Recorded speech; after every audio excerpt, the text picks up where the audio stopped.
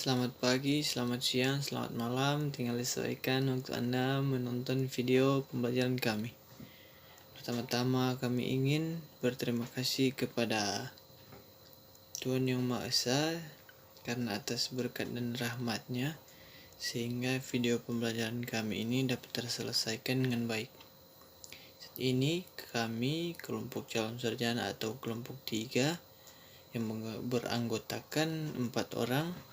Yang pertama Dharma Satria Sugawa, dan yang kedua Rivaldo Remiasa, dan yang ketiga saya sendiri Sido Kandati, dan yang keempat Alfaki Suara akan menjelaskan sebagian kecil atau bagian-bagian apa yang dimaksud dengan bagian-bagian dalam teknik mesin itu. Berikut penjelasannya. Semoga video kami ini dapat bermanfaat bagi Anda. Selamat menonton. Baiklah, terima kasih atas kesempatan yang telah diberikan. Pada saat ini saya akan menjelaskan sedikit materi dari bagian-bagian ilmu teknik mesin tersebut. Kami telah memiliki beberapa materi yang telah kami dapatkan dari berbagai sumber.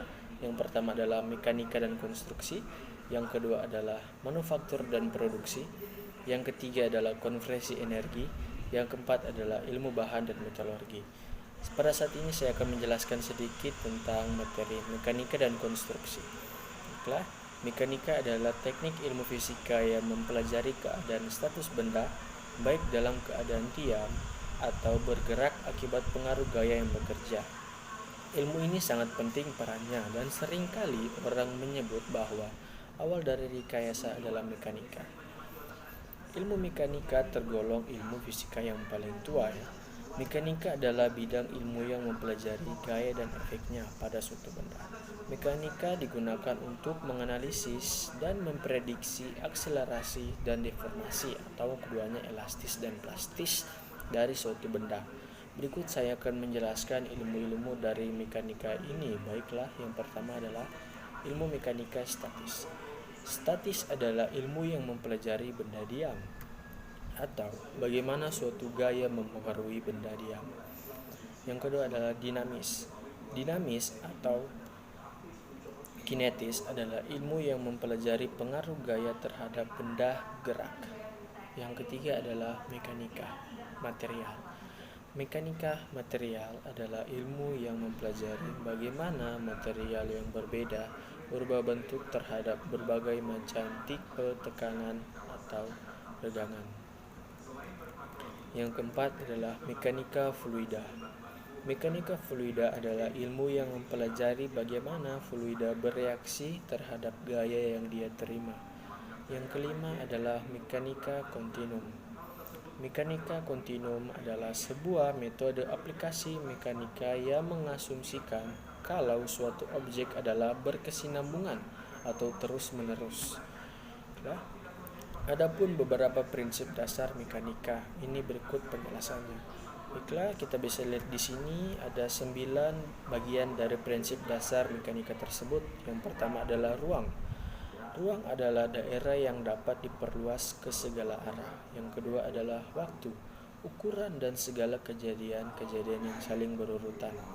Yang ketiga adalah gaya, aksi dari suatu benda ke benda yang lain atau suatu reaksi yang cenderung mengubah keadaan diam suatu benda yang dikenainya. Yang keempat adalah material, zat yang menempati ruang. Yang kelima adalah inersia, sifat atau perilaku dari materi yang menyebabkan tahanan atau hambatan terhadap perubahan bentuk gerak. Yang keenam adalah benda. Benda adalah materi yang dibatasi oleh suatu permukaan yang tertutup. Yang ketujuh adalah diagram benda bebas. Diagram benda bebas adalah penggambaran dari suatu benda yang diisolasi dengan mengikut sertakan semua gaya luar atau gaya aksi maupun reaksi yang bekerja padanya. Yang kedelapan adalah saklar. Saklar adalah suatu kuantitas yang hanya memiliki besar atau tanpa punya arah, misalnya masa waktu, volume, laju atau speed, dan energi. Yang kesembilan adalah vektor. Vektor adalah suatu kuantitas yang hanya memiliki besar dan arah, misalnya gaya, momen, couple, kecepatan atau velocity, percepatan, dan momentum. Berikut juga ada cabang-cabang ilmu mekanika terbagi atas dua. Yang pertama adalah mekanika statis. Mekanika statik adalah mekanika statika, aplikasi teori probabilitas yang memasukkan matematika untuk menangani populasi besar ke bidang mekanika yang menangani gerakan partikel atau objek yang dikenal suatu gaya. Yang kedua adalah mekanika dinamika. Dinamika adalah cabang dari ilmu fisika atau terutama mekanika klasik yang mempelajari gaya dan torsi dan efeknya pada gerak. Dinamika merupakan kebalikan dari kinematika yang mempelajari gerak suatu objek tanpa memperhatikan apa penyebabnya ya. Baiklah, saya sudah sedikit menjelaskan tentang mekanika ya. Pada saat ini saya akan masuki ke materi berikut yaitu konstruksi. Konstruksi mesin adalah suatu ilmu yang mempelajari tentang bagaimana suatu perancangan, pembuatan, percobaan, penyusunan, dan pemeliharaan mesin. Contohnya, saya telah mendapatkan gambar dari berbagai sumber. Yang kita miliki sekarang adalah gambar dari mesin mobil. Mesin mobil memiliki konstruksi mesin yang sangat bagus ya, yang bisa dibilang untuk pelindung bagian-bagian dari mesin mobil tersebut, yaitu piston, rotor, dan lain-lain ya. Proses perancangan ini tidak terbatas, contohnya pada mesin Carnot ataupun mesin Rankine saja. Tetapi masih banyak secara umum ilmu konstruksi mesin ya. Adapun beberapa ilmu teknik mesin sebagai berikut yang hanya bisa saya sebutkan saja karena sangat banyak ya. Baiklah, yang pertama adalah drafter atau engineering, yang kedua konsultan teknik, yang ketiga adalah technical support engineering, yang keempat adalah technical trainer, instruktur, dan yang kelima adalah teknisi. Nah, bisa diketahui bahwa ilmu teknik konstruksi mesin ini adalah ilmu yang dinamis ya, atau ilmu yang akan semakin maju, dan faktor yang akan mempengaruhinya adalah sebagai berikut. Adalah pertama, faktor aplikasi ya. Yang kedua, tingkat produktivitas. Yang ketiga, tingkat efisien. Yang keempat adalah faktor kenyamanan. Yang kelima adalah tingkat lifetime. Yang keenam adalah faktor biaya, dan yang ketujuh adalah faktor estetika. Dan masih banyak lagi ilmu-ilmu dari konstruksi mesin ini, tapi hanya saya bisa sebutkan sedikit saja karena akan memakan waktu yang cukup banyak ya. Dan materi berikut akan dibawakan oleh teman saya Rivaldo Lucas, yaitu materi manufaktur dan produksi. Terima kasih. Tentang manufaktur dan produksi.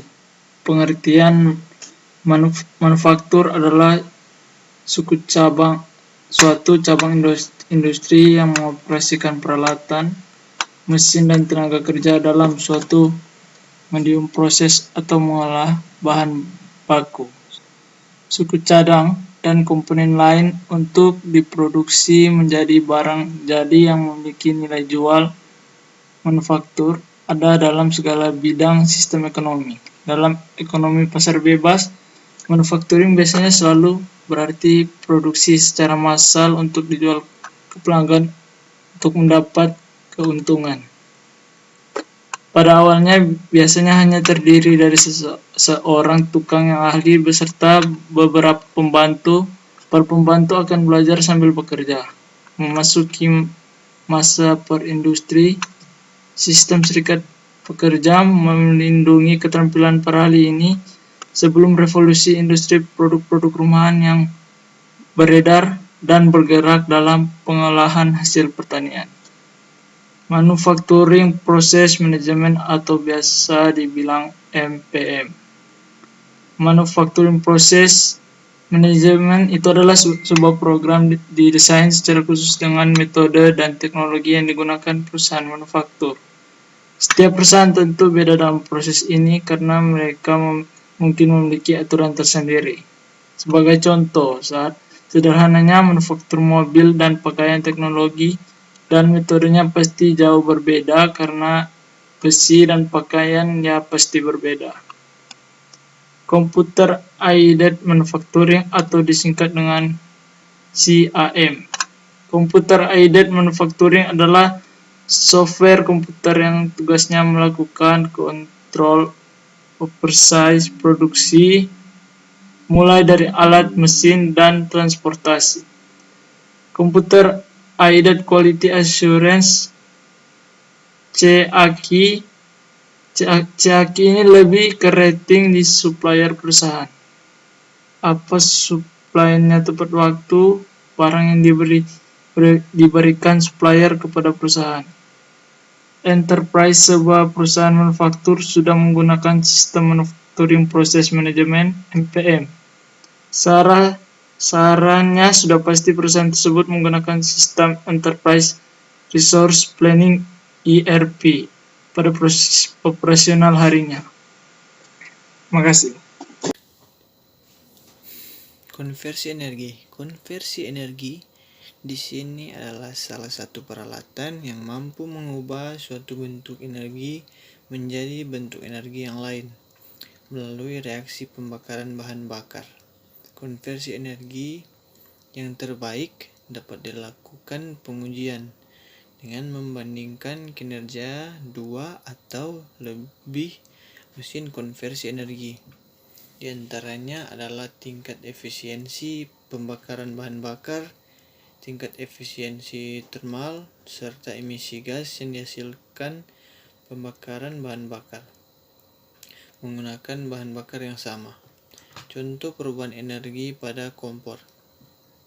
Dalam pengujian pada kompor, bahan bakar padat dengan berat tertentu dimasukkan ke ruang bahan bakar sesuai dengan kapasitas masing-masing.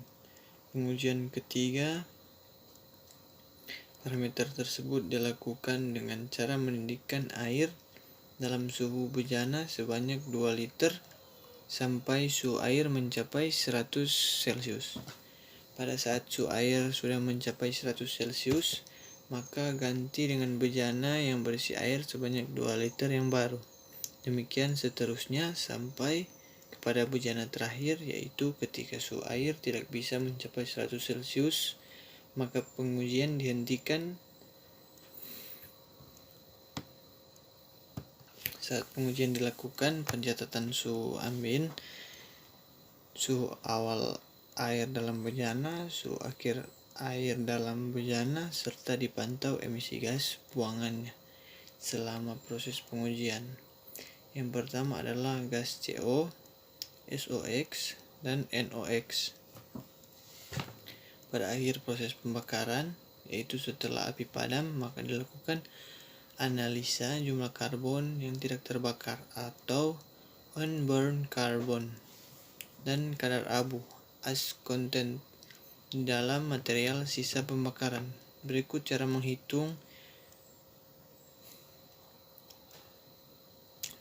menghitungnya. Perhitungan efisiensi pembakaran. N sama dengan C dalam bahan bakar kurang C dalam bahan bakar atau C dalam bahan bakar dengan N efisiensi pembakaran. Perhitungan efisiensi termal. N sama dengan MC. N sama dengan C kali C theta T alpha delta T per HHV bahan bakar, dengan N sama dengan efisiensi termal, M sama dengan massa, C theta sama dengan kapasitas panas air, CP sama dengan kapasitas panas air, dan delta T sama dengan suhu air akhir kurang suhu air awal. Terdapat beberapa energi yang dapat dilakukan perpindahan energi oleh panas. Energi ini memiliki sebutan lain. Salah satu contoh yakni sebagai energi termal. Energi termal adalah energi yang dapat terjadi dari energi yang dijelaskan ini terdapat banyak ragam. Seperti contoh, energi listrik dapat diubah menjadi energi panas. Energi listrik juga dapat berubah menjadi energi kimia dan dapat juga berubah menjadi energi gerak. Dan juga energi listrik bisa berpindah menjadi energi cahaya, dan energi cahaya juga dapat berpindah menjadi energi listrik.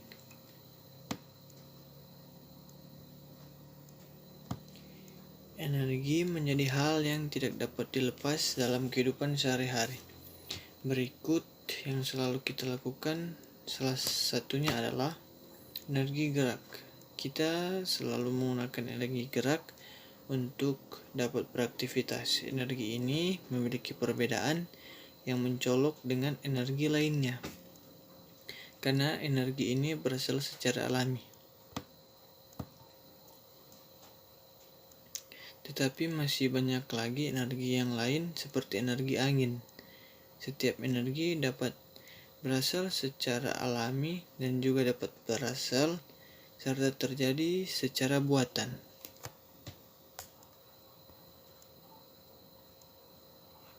Terima kasih atas kesempatan yang diberikan. Pada kesempatan kali ini saya akan mempresentasikan hasil kerja kelompok kami yang berjudul apa dan bagaimana bidang ilmu teknik mesin itu. Dan untuk bagian saya yaitu tentang ilmu bahan dan metalurgi. Ilmu bahan sendiri dijelaskan di sini adalah sebuah interdisiplin ilmu teknik yang mempelajari sifat material dan aplikasinya terhadap berbagai bidang ilmu dan teknik. Ilmu ini mempelajari hubungan antara struktur material dan sifatnya, termasuk ke dalam ilmu ini adalah unsur fisika terapan, teknik kimia, mesin, sipil, dan listrik. Ilmu material juga mempelajari teknik proses atau fabrikasi atau pengecoran, pengerolan, pengelasan, dan lain-lain. Teknik analisis kalorimetri, mikroskopi, optik, dan elektron, dan lain-lain.